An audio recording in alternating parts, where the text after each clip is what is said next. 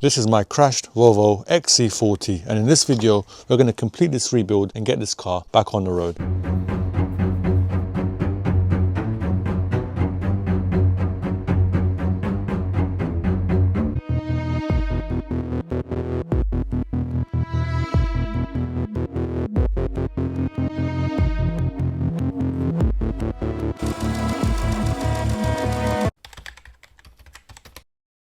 I bought this car as a Category S non-runner from a salvage auction. The car wouldn't even roll. I mean, just look at the wheel. Drive shaft was out and the brake pipe had been cut as well. It was involved in a bad crash. We replaced those parts and then started trying to figure out why it wouldn't start. All we got was a clicking noise.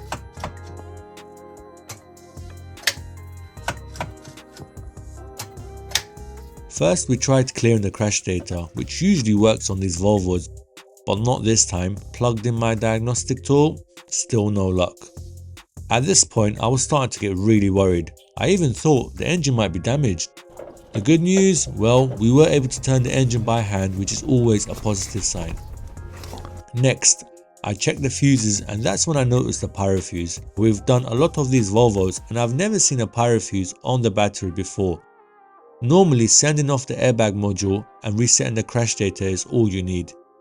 And turns out it was the pyro fuse. And the engine sounds fine.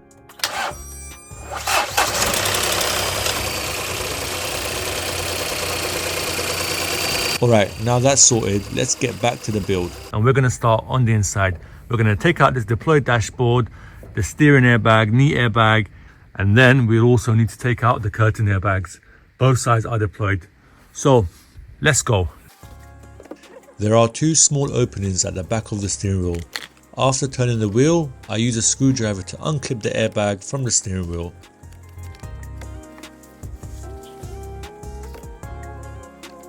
And just like that, the airbag pops out.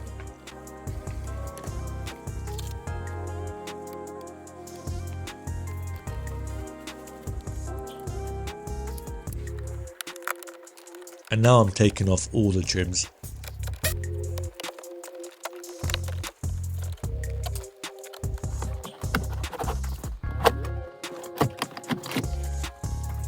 With most of the trim pieces removed, it's now easy to access and remove the driver knee airbag. The airbag is held in place with 4 bolts, followed by unclipping the airbag connector.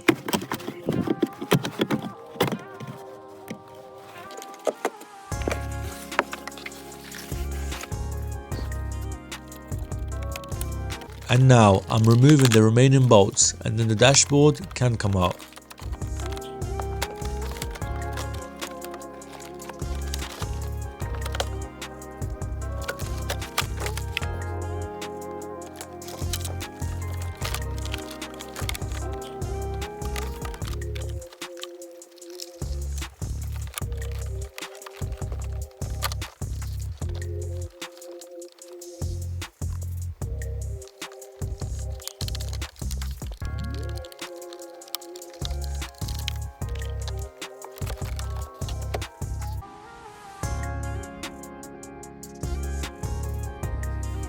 Okay, we've taken the dashboard airbag out now, but we actually made this task much harder for ourselves because of the center console.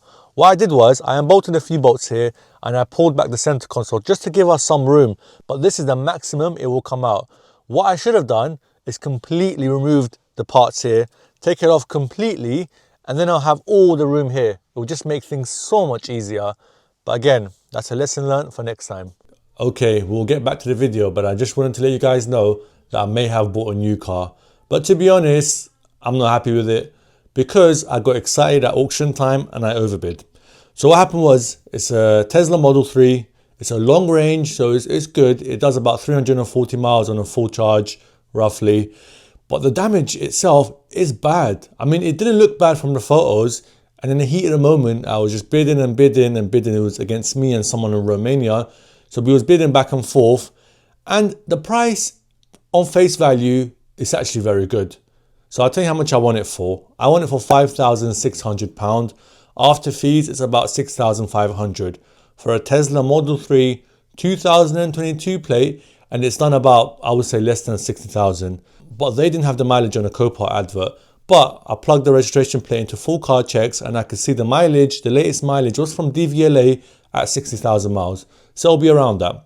And if you want to check your car, use code IPSFIX20 for 20% off. This car has a minimum bid of 6,000 and my highest bid was 5,600. And most likely they'll give it tomorrow, which will be Monday. And I hope they don't, but when there's about £400 difference in it, they usually just give the car. I'll tell you why I'm not sure of this car. So from this angle, it's okay. It's a standard damage. The wheel's been hit. We'll need some work there. We'll need bonnet, bumper, wing. That's what it looks like. But in a close inspection, was as we can see here, just here. At first, I thought this is a side skirt and I'll just replace the side skirt. But this has gone in several different places. And that is part of the body of the car. So it goes back here to the rear quarter panel. So to really fix that properly, I mean, we could try to bring it back out, but to do it properly, I think you'll need a cutout. So that is a big job. And what I mean by cutout is we need to get another Tesla car like this, buy the cutout part maybe from here or here, and then it will need to go back onto this car. So it's a big job, and that's not something that I want to do. The other side looks much better. I mean, at close inspection, here it's also dented in. The wing mirror, that's okay. But this car doesn't start and it hasn't got any power going to it. So they wasn't able to get into the car. And it's very strange because normally on Copart, they put a jump pack on and just start the car at least. But in this case, they weren't able to.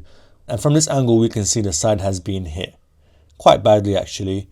And we've never worked on a Tesla, so I don't have a clue how to turn this car on, if it's got a pyro fuse, where it is, or why it's not even got any power going to it. But let me know what you guys think. Do you think we should take a gamble on this and see if we can get this repaired? Or should we just bite the bullet, pay the Copart relist fee and move on to the next one? Let me know what you guys think in the comments. Now it's time to install the new dashboard.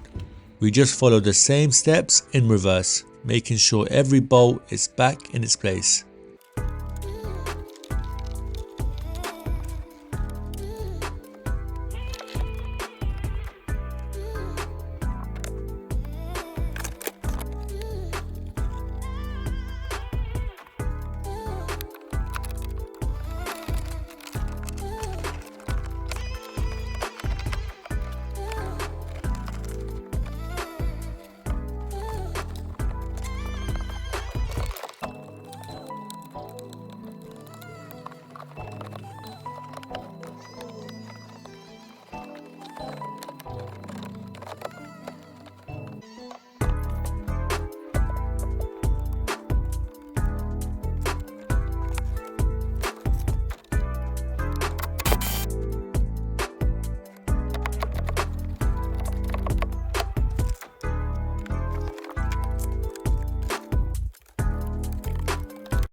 So we can't finish off the dashboard just yet. Can't put all the trims back in because I don't have the airbag, the dashboard airbag inside of here.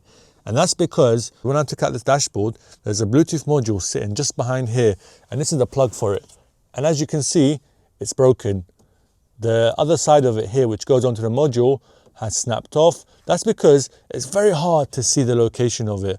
So what happened is I was pulling it and I was pulling it, thinking that there's no more plugs, but I missed this one out. And funny enough, it's just not me. Even the new dashboard airbag that I bought also has this module broken. And I bought another one for another car that also has a module broken. And that's because where it's located, just high up next to the dashboard airbag, just very high up, basically, very hard to see and take off unless you really know what you're doing. So what I need to do now is order a new module, which is about £50 from Volvo, put that in, and then we can put the dashboard airbag in, just because the module goes in first and the dashboard airbag goes under it. Whilst I wait for this to come in, I'm going to focus on the curtain airbags. So both sides are deployed, need to take them off, get the part number and buy new ones. To get the curtain airbags off, it's just a bunch of screws going across. We need to get to them, unbolt them, and it will just come off.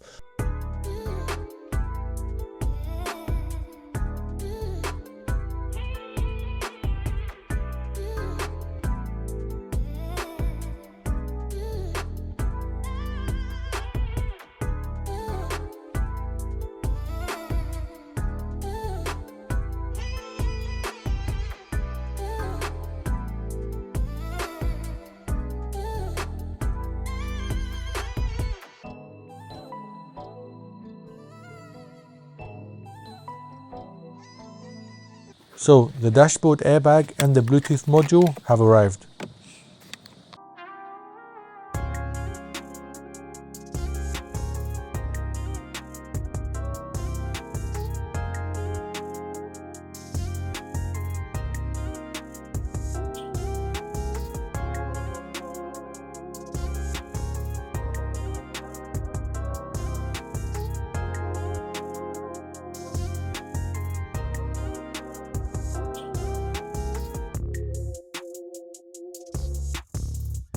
So we've changed the dashboard, we've changed the curtain airbags, and we've changed the seat belts. So in theory, the airbag light should be off. And we'll check that now, just because I don't want to put all the trims back in, and we've learnt that the hard way. We've put all the trims back in, and then we realised, hang on, the airbag light is still on, and then we have to take the trims back off. So what I'll do is, let's turn the car on, and let's see if the airbag light is still on.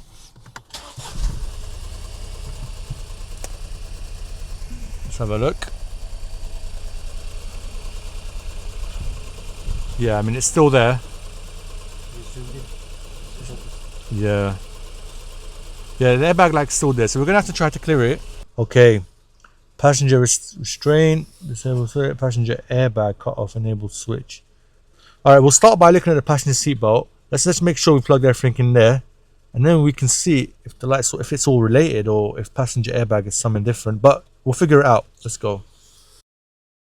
I just remembered when I replaced the passenger seat belts, I forgot to plug them back in. Okay, I plugged it in now, so that should be fine. I've also not plugged this back in yet, and that's because I was waiting to put all the trims back in to make sure the airbag light is off before doing that. But this will be the reason why the airbag light is still on, because this is for the child's safety. It turns off the airbag, as we can see here, and to plug that back in, I just need to put the trim back on and plug it into here. So let's do that now. I've temporarily put that in now. Let's see if the airbag light will go off without clearing any codes. Just the top left. Gotta be excited. Still on. Nope, it's off. Yes. Okay, sorted. So it was the seatbelt and the passenger child airbag thingy over there. That's off now. Airbag light is off. That is sorted, and I can put all the trims back on and focus on the front. My roof is gone. My workshop is damaged. There was a storm last night and I woke up to this. Look, this is damaged. I only put this up recently as well. I mean, I didn't completely finish putting it up because I needed to screw the bottom onto the ground, but I didn't do it, and there was a storm, heavy wind, and yeah, damaged the structure. That is maybe needs welding, but yeah, that's finished. We might need a new one. Let's see if it actually damaged the car, because that would be a bigger problem. Oh no, because this car is not even mine. It's one of my friends, so I'm fixing for them. There's actually a little dent here.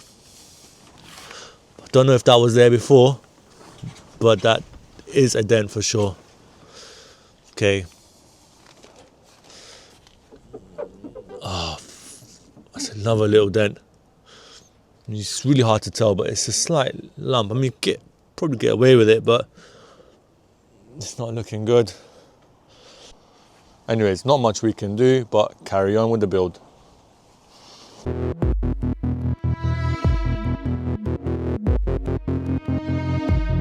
The quick solution is I've got some ropes and a battery holding the structure in its place. So let's get back to the build. We might have a problem. I picked this bracket up from Volvo. It was £20, and what this is meant to do is hold the rad pack here onto the crash bar. But what I just noticed is this is how it arrived. Okay, so what it looks like is this part is actually the correct part. This is the one that we need, but the issue is this is for the left side. So the part number I checked again, and is actually showing for the passenger side, which is actually fine for us. So what I need to do now is return this and get it for the driver's side.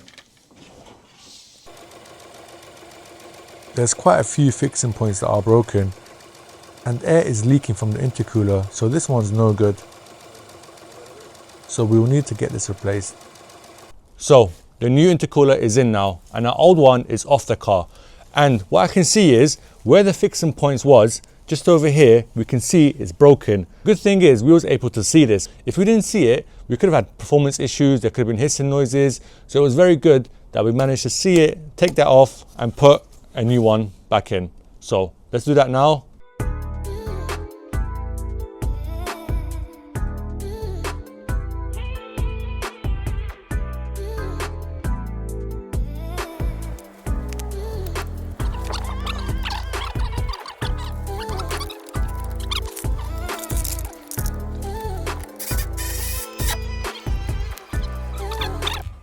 As we can see, the radiator support bracket needs to be replaced. The old one took a hit and it's no good now.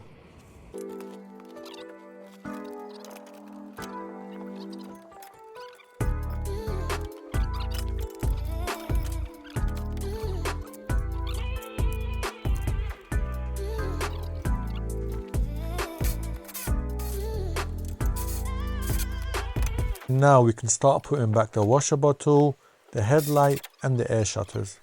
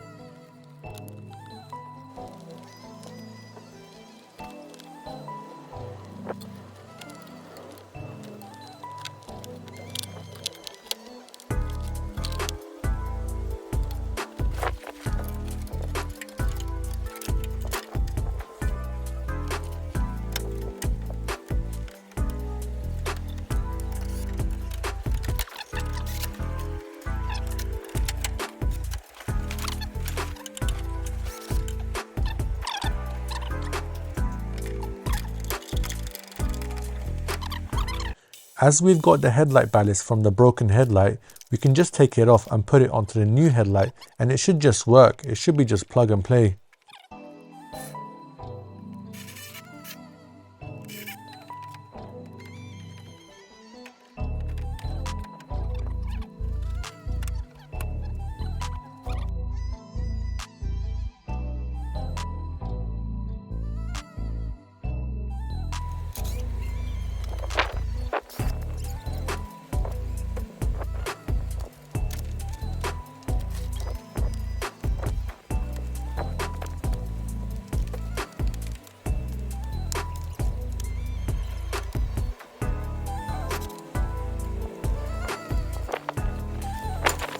Guys, we have a problem. So in the beginning of this video, I did say we're going to complete this car in this video, but that's not going to be the case, unfortunately. And that's because it's actually Volvo's fault. Because I'm going to move all the trims, all the parts on the old bumper onto the new bumper and just to put the bumper back on. But I noticed that they gave me the wrong wiring loom. So when I went there, we give them the registration plate and then they give us the wiring loom based on that registration plate. But the guy there did tell me that this part number has superseded and this is the new part number. So I didn't think anything of it. I said okay. Now we're here and I've just checked, it's different.